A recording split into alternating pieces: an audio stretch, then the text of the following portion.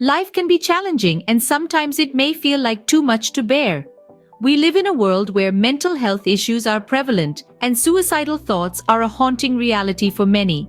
It's a struggle that many people face, often in silence and solitude, but it's essential to understand that it's not a battle that one has to fight alone. There is a community out there, a community of people who are experiencing similar struggles, people who are willing to lend a helping hand, to listen, and to understand. The feelings of despair, loneliness, and the overwhelming sensation that life is too much to bear is a reality for a significant number of people. It's a reality that is often shrouded in stigma and misunderstanding. But we must remember that these feelings are valid. They are real. They are not a sign of weakness, but a manifestation of the immense pain and struggle that some people are enduring. The importance of recognizing and addressing these issues cannot be overstated. It's not just about understanding the struggle, but also about acknowledging it, validating it, and seeking help. Mental health issues and suicidal thoughts are not things that one can simply sweep under the rug. They are not things that will just go away if ignored. They need to be addressed, and they need to be addressed with compassion, understanding, and professional help. There's a saying that goes, "It's okay to not be okay." And it rings true, especially when it comes to mental health. It's okay to admit when you're not okay.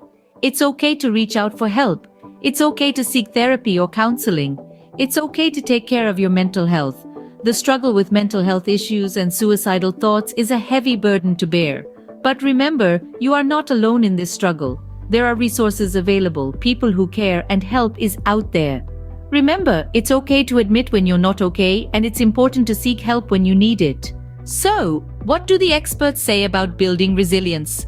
Well, let's delve into the thoughts of those who've dedicated their lives to studying the human psyche and mental health. Psychologists and mental health specialists alike agree that resilience plays a pivotal role in overcoming mental health struggles. Resilience, as defined by these experts, is our ability to bounce back from adversity, to recover from life's challenges, and to adapt to change. Renowned psychologist Dr. Kenneth Ginsberg describes resilience as the capacity to rise above difficult circumstances, allowing our true potential to shine. He suggests that everyone, regardless of their circumstances, has the potential for resilience. It's not a trait exclusive to the extraordinary or the gifted, it's universal and accessible to all. Now, you might be wondering, if resilience is so essential, how can we develop it? Good news is, it's not as daunting as it may seem. Psychologists propose that resilience can be nurtured and strengthened over time. It's like a muscle. The more you use it, the stronger it gets. Dr. Karen Rivich, a leading resilience researcher, suggests that resilience building starts with understanding our emotions, thoughts, and behaviors. It's about developing self-awareness. Once we understand our reactions to stress and adversity, we can start to modify our thinking and behavior, building resilience in the process. Dr. Dennis Charney, a pioneer in the neurobiology of mood and anxiety disorders, emphasizes the role of optimism in resilience. By fostering a positive outlook, we can better handle stress and recover more quickly from adversity. Lastly, resilience also involves fostering connections, maintaining a sense of purpose, and adopting a growth mindset. These are all aspects that we can work on one day at a time, one step at a time. So, to sum it all up, resilience is not an inborn trait. It's a skill that can be honed with practice and patience. It's not about being unaffected by life's trials, but rather, it's about learning to navigate through them and emerging stronger on the other side. Now that we understand the importance of resilience, how can we go about building it? A question that echoes in the minds of many, and today we delve into the practical strategies that can help us build resilience. Firstly, maintaining a positive mindset is crucial. Life will throw curveballs and it's natural to feel overwhelmed. But remember, it's not the adversity itself, but our reaction to it that determines our resilience. Rather than focusing on the problem, focus on solutions. Instead of dwelling on what's lost, appreciate what remains and what can be. Next, practicing self-care is not just about bubble baths and spa days. It's about nourishing your body with healthy food, rejuvenating your mind with adequate rest, and reviving your spirit with activities that you love. It's about setting boundaries and saying no when you need to. It's about recognizing your worth and treating yourself with the kindness and respect you deserve. Another key strategy is seeking support from loved ones. There's strength in vulnerability, and it's okay to lean on others when the going gets tough. Share your feelings and thoughts with someone you trust. Their perspective can provide a fresh outlook, and their encouragement can rekindle your inner strength. Moreover, we can fortify our resilience by setting realistic goals and working towards them. It's about taking baby steps, celebrating small victories, and learning from setbacks. It's about being patient with yourself and understanding that progress takes time. Lastly, let's not forget the power of gratitude. It's easy to overlook the good in our lives when we're in the midst of turmoil.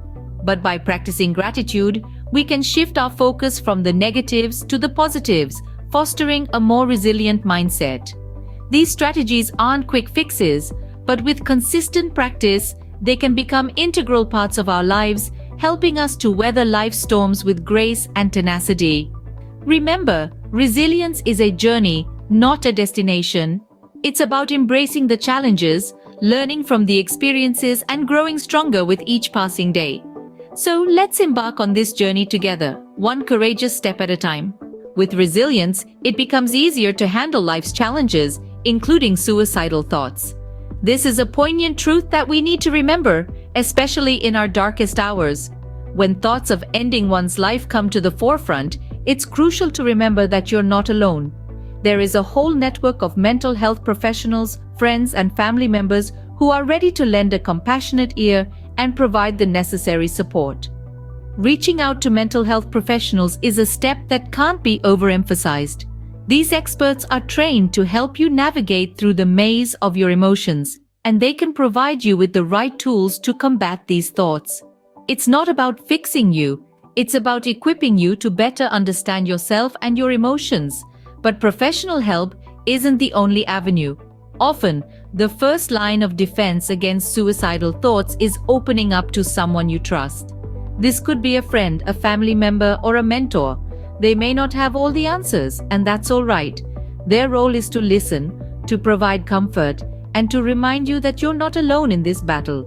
And when the feelings become overwhelming, there are coping mechanisms that can provide immediate relief.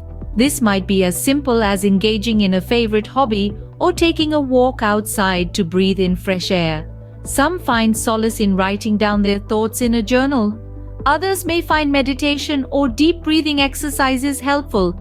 The key is to find what works best for you and utilize these strategies when the thoughts become too much. Most importantly, remember that it's okay to seek help. There's a societal stigma surrounding mental health, and it can often feel like you're burdening others with your problems. But in truth, reaching out for help is a sign of strength. It's an acknowledgement that you're human and that it's okay not to be okay. No one should have to face these feelings alone. It's okay to ask for help. Remember, it's okay to not be okay, and it's okay to ask for help. This is a sentiment worth repeating, worth engraving into our minds and hearts, because it's true. It's all right to feel overwhelmed, to feel down, to feel like you're not sure you can make it through. We all have our battles, our moments of doubt and despair. But what's important to remember is that you don't have to fight them alone. There's a whole network of support out there, ready and waiting to lend a hand, to lend an ear, to lend a heart. If you're struggling, if you're feeling like the world is too much, don't hesitate to reach out. Reach out to friends, to family, to professionals. There are numerous helplines and websites dedicated to providing mental health support, and they're just a call or a click away. One such resource is the National Suicide Prevention Lifeline, available 24 hours a day, 7 days a week.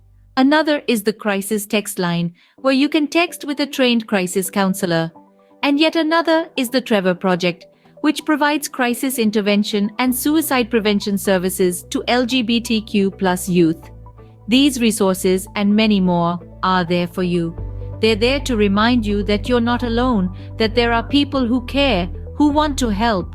But it's not just about seeking help for yourself, it's also about spreading the word, about making sure others know that these resources are available. Share this video, share these resources. Let's ensure that no one feels they have to face their struggles alone. You are not alone. Reach out, seek help, and remember, there's always hope. You matter and your feelings are valid. You matter, your feelings are valid, and there's always, always hope. Remember that. And remember, it's okay to not be okay. It's okay to ask for help because you're not alone, and you never have to be.